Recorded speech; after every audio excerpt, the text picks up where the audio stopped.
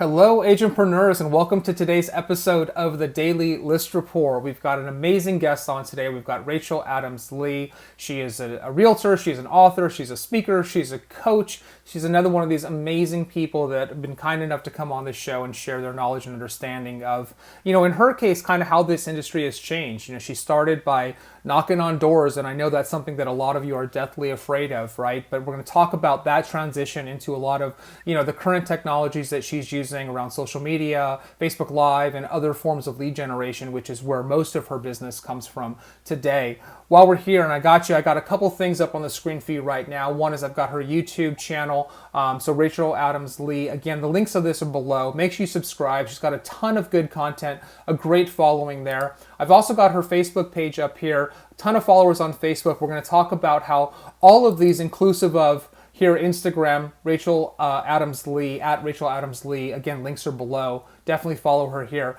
All of these things play into sort of her strategies for generating leads and generating business. And then she's also got a podcast, Sold on This Life. And so definitely check that out. I've got the link up here for Apple Podcasts. I'm sure it's available across platforms. So definitely make sure you check that out. Of course, while you're here, please consider subscribing to our channel and make sure you click that little bell so you're notified of all of these amazing guests who are kind enough to come on the show and share their knowledge and expertise with us. So real quick, before I bring Rachel on, Rachel is, she's the owner of the Rachel Adams Lee Group at Keller Williams Realty. She's up in Roseville, California. It's in the Sacramento area, so Northern California. She's currently ranked in one of the top 1% of realtors up in that market. She was also named one of the top 1,000 agents in the country by the Wall Street Journal from 2014 to 2019. This is impressive stuff, right? So she knows what she's doing. She's delivered on results, and we're going to learn a little bit more about her today. So without further ado, Rachel, welcome to the show. Thank you so much. I'm so happy to be here. It's fun to get to connect and hopefully get to share a lot of good tips and tricks with everybody out there. Absolutely, absolutely. One of the consistent themes, Rachel, of top producers and top performers is their willingness to come on and to share what they've learned, right? This is something that is consistent. And for those of you watching right now, this sort of aspect of your life where you're giving back and you're sharing with the community, you're helping this industry become better, is a really important thing to consider as you think about how you spend your time. So, Rachel, I'd love for my guests to take a moment to kind of introduce themselves, talk a little bit about who you are, how'd you get into the business? Let's get some of the intros out of the way here. Yeah, absolutely. Okay, so like you said, my name is Rachel Adams Lee. I am a 36-year-old new mama. I got into real estate in February of 2012. So when I got into real estate, this is when short sales and REOs were super prominent. Everyone told me this is a horrible market. Don't do it.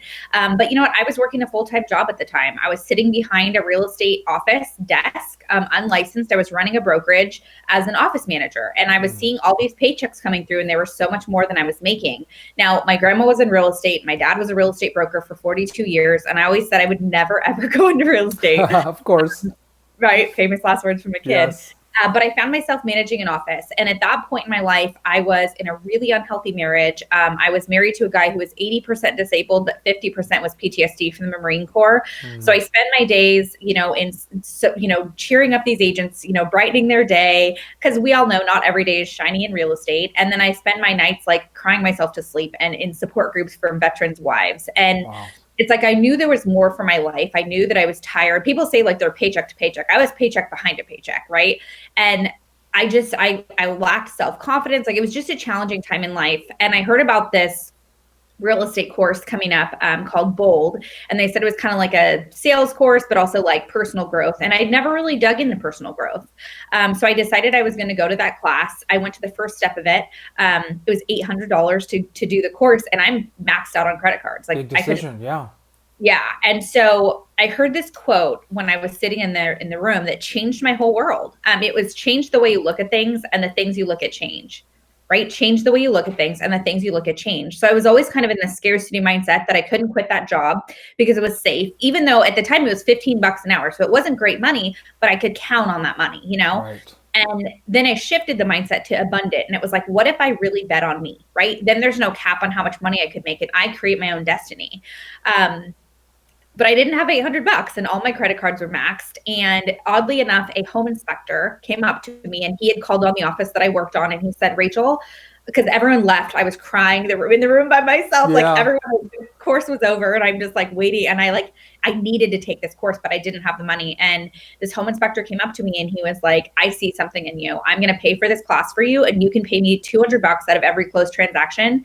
And so I hope you know where to send your home inspections. And I was like, heck yes, buddy. So, that was February. That was January 26th of 2012. February 2nd is when I joined Keller Williams Realty, the brokerage I'm with now. I started my business super old school, door knocking 200 doors a week, doing 3 open houses a week. I had quit my job, so I was all in on real estate. I didn't close my first transaction for the first 4 months, and yet I was able to sell 39 homes the first year, then 123, and then then 109, then 123. So 3 years in, I hit Wall Street's top 1,000 agents in the country. Wow. I'm now almost 9 years in the business, and I have that same. We've earned that every year since then. My life is so different now. I'm so thankful. It's crazy. So now my world is this. I run 4 different 6-figure businesses, all of which are ran through social media. I have my real estate team still. So the Rachel Adams Lee Group, we're in Northern California, and I'm the lead listing agent. So I'm still in production. I have a coaching company because I'm super passionate about coaching agents. It's widely social media, of course, and database driven, scripts and all of that. I'm huge on conversion and all the things. And then I have a public speaking business. I travel without quarantine life. We travel about 60% of the year. I'm teaching agents how to build a business through social media and listings primarily. And then I also have an anti-aging hair care and skincare company that I'm a director in. We have about 7,000 people on that team. And I'm a new mom. So just hanging out, that's my world. Oh my goodness. That's insane. I mean, that's okay. So that's great. So look, you can do it all, right? Let's step back for a second, Rachel, to something you said at the beginning. I want to dive into this, right? You found yourself at this point in your life where, as you said, you were seeing checks flow by that were way more money. I'm sure way more money than you were seeing, right? Yeah. But you got a nice break, right? You got this home inspector to pay for your course, which is awesome. And this stuff happens, right? Universe helps us out. Universe speaks, and that's great. But talk a little bit about how you sort of went all in, because that's a big leap. That's a big decision to make, right? And that's a scary, terrifying thing to do. How did you do that? Yeah, I get asked that question all the time because, from the outside looking in, if you look now, you just see this, I'm really transparent. So those who follow me on social know that I'm super transparent about like all my things in life. And I think it's important to share because a lot of times you see, especially with the social media lens, you see this like person on social, they have the perfect life, the perfect career, the perfect hair, the perfect car, the perfect marriage, right? And, what you don't see is all the struggle that they got to get there, And so you'll see like, God, they're so successful, but it's not overnight success. Like mine's a 9-year success story, And so that beginning was really rough because, think about being in the place I was in where I'm paycheck behind a paycheck. I'm in a super unhealthy marriage. My priorities were totally out of whack. I put absolutely everyone in front of me, their needs, their wishes, their desires. I was people pleasing to the max. And yet I needed to change where I was at in my life. And so the first thing I did is I went to someone who was leading life at a high level and how I wanted to lead it, which at the time it wasn't about, it wasn't even about the marriage. It was about business. I was like, I have to be successful as an agent. So the first thing I did is I really dug into personal, positive affirmations, because for me, it wasn't about who I was then, it was about who I wanted to become. And I knew that if I kept doing the same things I was doing and kept thinking the same way that I was thinking, I was going to stay in the same place I was in. So I made a bunch of positive affirmations about who I wanted to become. And a couple of them were like, at the time, I'm 5 feet tall, right? I only grow this way. I don't go any taller. And so I was about 30, 35 pounds overweight. So I made a positive affirmation instead of always complaining about the shape I was in and I'm overweight and I can't fit in my pants and all the things. Yeah. I said, I am tight, I am toned, and I drink a gallon of water a day. I am tight, I am toned, and I drink a gallon of water a day. Now, I wasn't tight, I wasn't toned. I was probably drinking a gallon of water a day at that point. However, it was about who I wanted to become. I said, I am I am, what was another one? I am happy, healthy, and full of positive energy. I am happy, healthy, and full of positive energy because I was not going to let people that when I joined real estate, the market was tough. I mean, it was short sales, it was REOs, it was like multiple offer situations, like it was challenging. And yet I couldn't focus on that, right? And every day I said, I'm a top producer in this marketplace. I'm a top producer in this marketplace. Now, none of those things were true at the time. And yet it wasn't about who I was, it was who I was going to become. And then I made this commitment to make consistent, small, good choices, right? So waking up in the morning and reading a little bit of personal growth, reading some books. I would drop to the ground and I would do 25 push-ups and 25 sit-ups. Now that's small, that's not a massive thing. And yet consistency added up, That's right? right. So when you make one good choice, you want to make another good one. And Darren Hardy wrote this book called Compound Effect. And I love that book. And it talks about how good small choices add up, but so do bad ones. So like having a salad every day, that's a good choice. Having chocolate cake every day, that's going to add up in the way you don't want it to. And so I really, my mindset was the number one piece that I feel that was my number one foundational piece of getting me where I needed to go that first year. And then the consistency, like I door knocked 200 doors a week and I did 3 open houses a week, 200 doors, 3 open houses. And like I said, I didn't get my first lead. I didn't close my first house for 4 months. And so that's a ton of rejection. That's a ton of, non-conversions. It's a ton of output without a lot of the positive reinforcement. And yet I think of my beginning of my career kind of like a toy car, right? You have the toy car and you're doing the right things, you're doing the right things, you're doing the right things. And what's happening is you're building momentum. It's not going anywhere, but you're just building that tension in those wheels, the consistency. And then eventually you let go and it's like, boom. And that's kind of what I feel like happened with my career, is it was those really good choices that I made and that commitment to being the best version of myself. Yeah. And it just sort of spilled into all the parts of my life. Yeah, no, that's really interesting. That makes a lot of sense, Rachel. I've got a new series with one of my favorite coaches. The Ultimate Life is her company, right? She's a peak performance coach. Her name is Camille Rose. She's been on before. She's on actually the day after you are. So tomorrow's episode. And I just want to draw connections to a couple things, Rachel, that you said, right? One of them are these words of affirmation, right? So that stuff matters. That stuff works, right? You get up, you look yourself in the mirror, and you say those things. One of the things that Camille and I talked about is actually a physical movement, right? The Superman pose, right? Like your physiology, your body is connected to your psychology. And so I'm pointing this out again because I know so many people are skeptical of that. But all of you watching right now, you're hearing this again from Rachel. You're going to hear it again from Camille tomorrow, right? This stuff works. This stuff matters. These words of affirmation, these positive movements, that stuff really helps.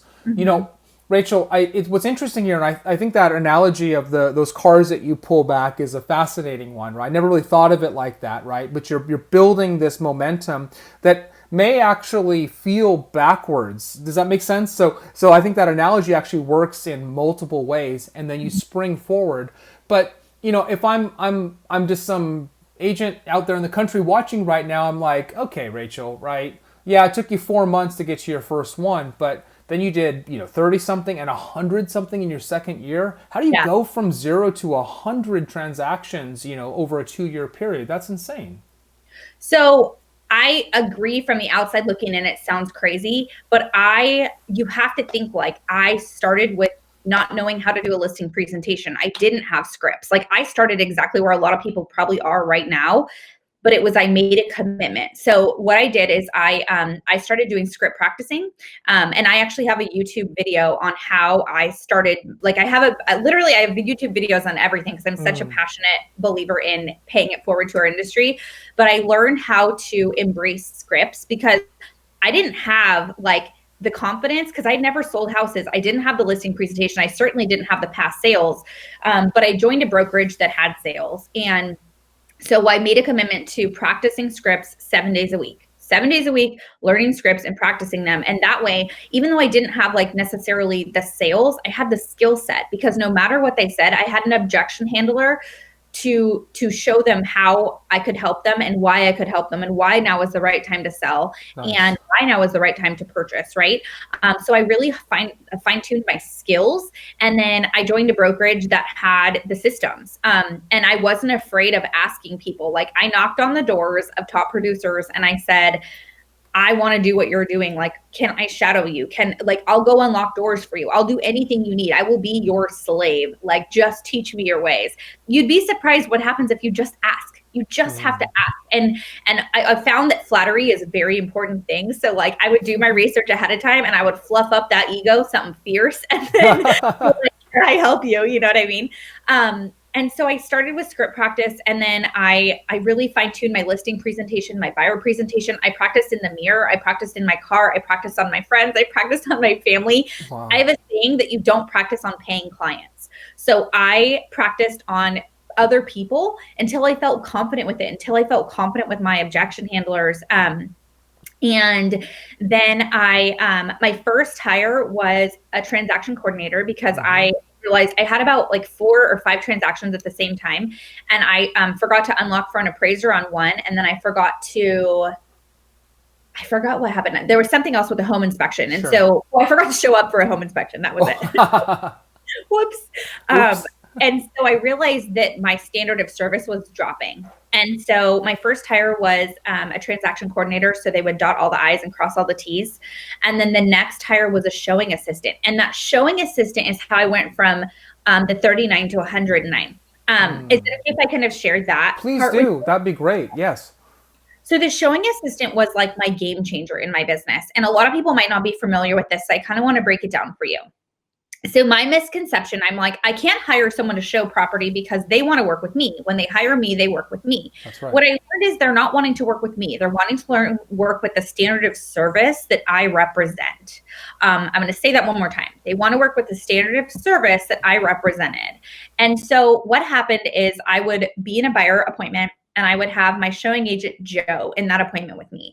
And say, I'm sitting with Sally, my buyer, Sally, and she wants to purchase a house. I would say, okay, Sally, I'm so excited to help you find your dream home. And, the number one most important thing to me is that when you want to see a house, I'm available to show it to you. And sometimes that isn't always possible. So what I've done is I've actually hired Joe. Now, Joe Selly, he's been hired to work with you around your schedule. So that custom portal that we just set up for you? And she's like, yeah. I'm like, okay. So some of my clients look at, most of my clients look at 6 houses. Sometimes they look at even 8 houses. So to be super safe, I want you to save your top 10 homes in the portal. And now I say that because I'm not the agent that's going to show you 30 houses. We don't waste our time. But I never lead the conversation like that, because I say, you know what, Sally, I value your time and I want to make sure we're making the most of your time. So that custom portal that I just set up for you, go ahead and save your top, 10 houses in there. And then what you're going to do is when you find them, you're going to reach out to Joe. Joe is actually going to schedule all the showings for you. He's going to unlock the doors. And when you find that house you want to offer on, you're going to come right back to me. The highest and best use of my time is making sure that I can build rapport with these other agents and negotiate on your behalf. How does that sound? And Sally's like, oh my gosh, you hired VIP service. Like, you hired someone to work with me around my schedule. So she doesn't feel like I pushed her off. She feels like she's working with the A team. And what she doesn't know is that Joe works with me. So Joe has been taught how to time block. And so when she sends him 4 houses to look at Friday, 5 on Saturday, and 2 on Monday, he's going to be like, let me check with the seller's schedule. Conveniently, the seller's available, 12 to 5 on Friday. And he's going to book all the showings. He's also going to unlock for the inspection, because that's like the bane of my existence is unlocking. Sure. And yeah, it's been such a helpful piece to put into our business. And I have a video on YouTube, again, explaining the scripts and all that with the showing agent model. So that really is how I went from 39 to 109 with that showing agent, because the unlocking doors was taking so much of my time. Instead, I can be in my power position, which is negotiating, building rapport, and doing what I do. Doing what you do. Yeah. Rachel, there's a very profound thing that you said there, right? I hear a lot of the same things, in conversations that I have, and that one stood out to me, right? So I'm going to repeat this. You did as well, but I'm going to repeat what you said. You said they don't want to work with me. They want to work with the standard of service I represent, right? Mm-hmm. And I think this is such an important point, Rachel. I'm really glad you brought this up, because the mistake that I see time and time again in agents that I speak to is they feel like they have to do everything themselves. Nobody can do it as well as I do. They just want to work with me. And they're wrong and you're right, right? Yeah. Like, honestly, you're right. They don't want to work with you. They want to work with the standard of service that you represent. And Yeah. that's what scale is all about, right? I'm a tech guy. I'm not a real estate agent, right? I just play one here on the show, right? But I'm a tech guy, and we think a lot about how to scale teams, about how to scale process, so that at the end of the day, the standard of service that we've created, the vision, the hope, the dream of the products that we build is transferred across all of the touch points.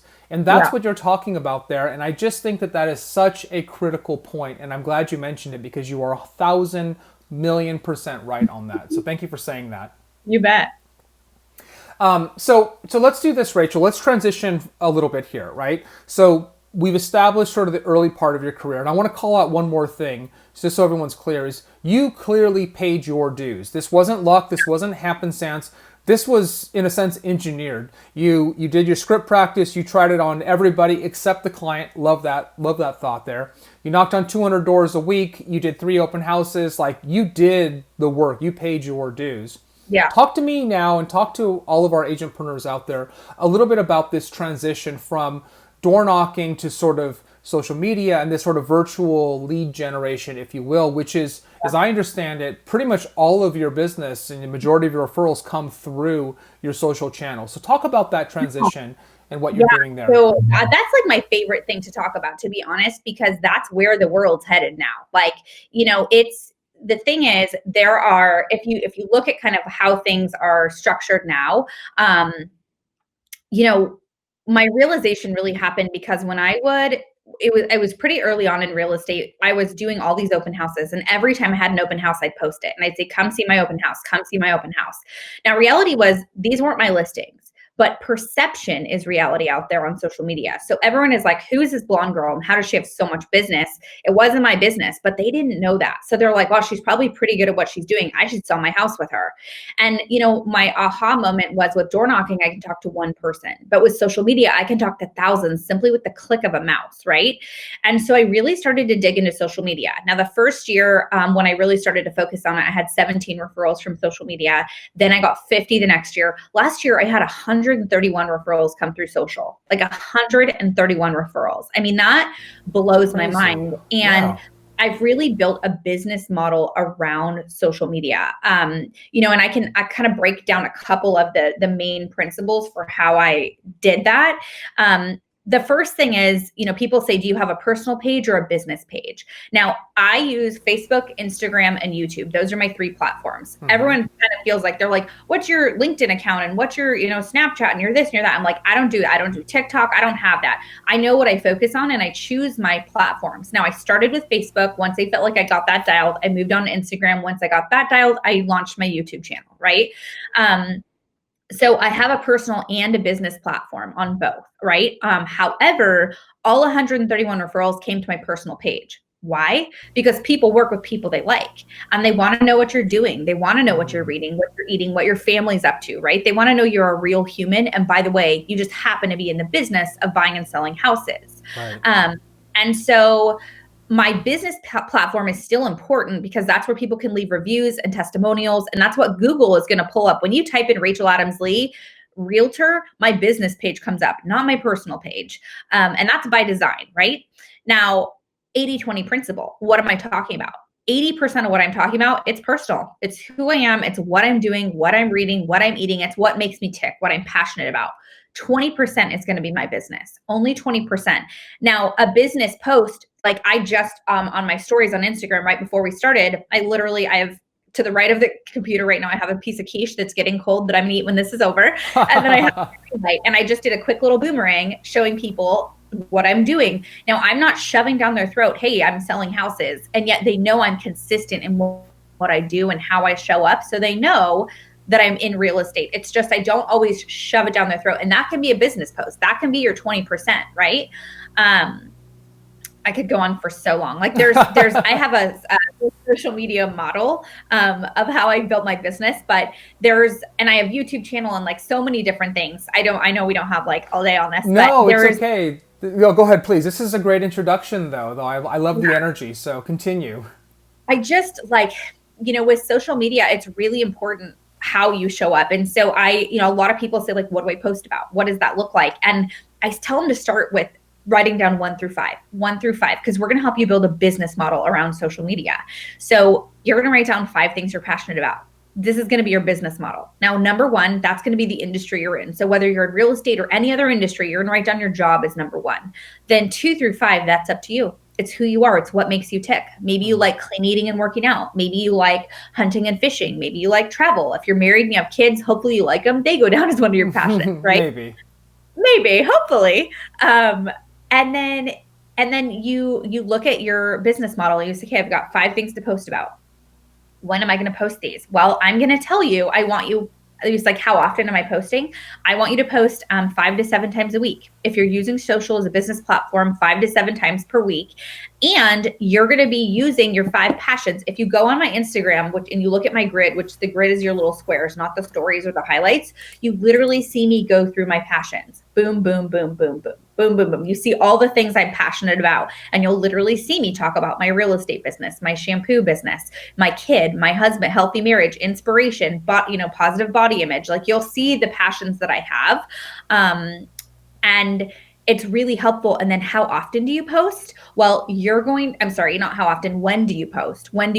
Now, the goal is obviously to beat what's called the algorithm, right? The algorithm on social media is basically your impact and your influence. It's how many people are seeing the content that you're putting out and how much you're engaging. So let's use Instagram, for example. On Instagram, you can make a post, you can do a story, you can do IGTV, you can do a reel, you can comment on someone's post, you can like their post, you can send them a direct message, you can send them a voice message.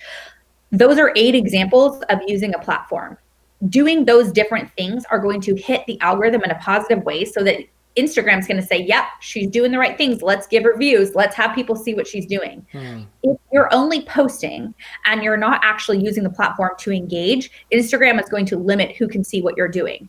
Reality is, at this moment in time, about 7% of your friends are seeing what you're doing. The max that they'll let you get up to is about 42%. And that's if you're using all of the different features that they have on their site. But if you're not using the features, they're not going to reward you with views. And your goal is to get those views and to get that energy and to get that positive reinforcement. And so you really want to make sure that you're not just posting, you're also engaging. Because if you're working so hard on creating all this awesome content, but you're not actually connecting with other people, there's no point. Nope. Because the point of social media is interaction and building these relationships. You started online, but we want to take it offline. No, that makes perfect sense, Rachel. That was great. See, you made my job super easy today, Rachel. I just had to hit play and then you just go, which is amazing. So I appreciate that. Yeah. Rachel, we're coming up probably on time today, but I know that you have a free gift for everybody watching right now. So let's talk a little bit about that free gift. Yeah, so it is my absolute passion. I love paying it forward to other people in this industry. So if you guys send an email to thegoods@racheladamsleegroup.com, so thegoods, plural, @racheladamsleegroup.com, you're going to get an email back from me. It's going to have how to beat the Instagram algorithm, my top door knocking scripts, how I time block in real estate, and there's a video my husband and I did on just keeping positive energy when things kind of get you down. So it is my free gift to you for listening to this interview and hanging out with us today. And I'm just grateful to have your time. I'd love to connect with you guys on social media. You can follow me on Instagram, Facebook, or subscribe to the YouTube channel, subscribe to the podcast, and you'll find me at Rachel Adams Lee. That's awesome. That's great. So again, thegoods@racheladamsleegroup.com. We've got all that information in the description below, as well as all of Rachel's social links, so you can follow, subscribe, download, all of the good stuff along the way.